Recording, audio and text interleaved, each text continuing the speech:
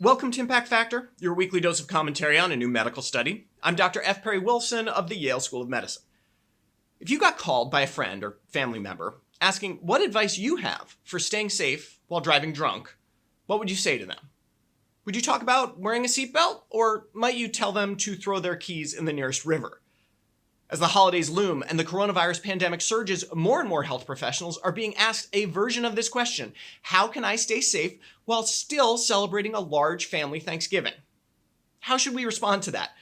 There's a good argument, as pointed out by Vinay Prasad, that demanding abstinence hasn't worked for other health conditions. Why should we expect it to work now? Now, no one has ever really asked me for tips about driving drunk, but let's run with the analogy for a bit. People do drive drunk. People will drive drunk. Should we be giving advice on how to do it safely? Hey, don't do it, but if you do, be careful. I picked this example because we're in a tricky situation when it comes to public health messaging about COVID and Thanksgiving and the other impending holidays. The data is pretty clear. We have case rates spiking all over the country, record hospitalizations, and a daily death toll that's already above the second wave in the summer and does not seem to be abating. We know that indoor gatherings are a major transmission risk and that houses are often quite poorly ventilated, deliberately, in fact, to preserve energy costs.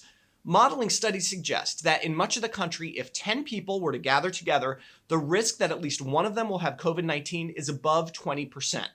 That's crazy. The vast majority of public health experts, and most recently the CDC, have made clear recommendations: do not travel for Thanksgiving this year. Clearly, the safest choice is to simply celebrate with your immediate household, but we know that's not what everyone is going to do. Airports are filling up with travelers. Prominent journalists have fretted, but ultimately decided that the benefit of seeing families is worth the risk. And we all know the advice we could give here. The CDC even provides it, shrugging their shoulders at their own stay-at-home recommendation: wear masks, stay outside if possible, wash your hands. This has led to a bit of a crisis of analogies when it comes to public health messaging. Should we be treating a big Thanksgiving like drunk driving?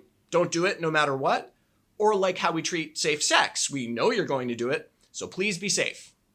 I actually posed that question to the med Twitter community. In this completely non-scientific poll, you can see the majority are in favor of the drunk driving side of things, but plenty of folks think it's our role to ensure that, if people are assuming some risk, we should help them minimize it as much as possible.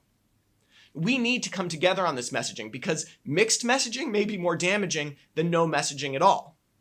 What's the risk of a don't do it approach? Well, if we extrapolate from the abstinence-only literature, we might expect this line of messaging to make things worse, to increase risky behaviors like sharing utensils at holiday time.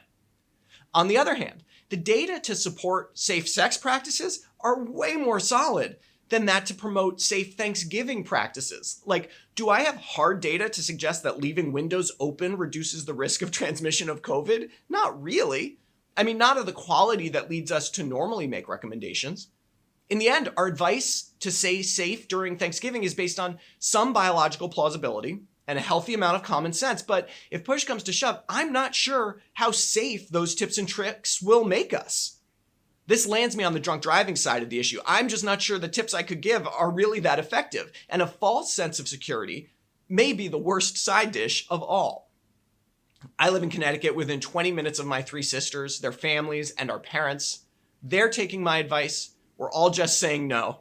It's a Zoom Thanksgiving this year, but hopefully only this year. For Medscape, I'm Perry Wilson.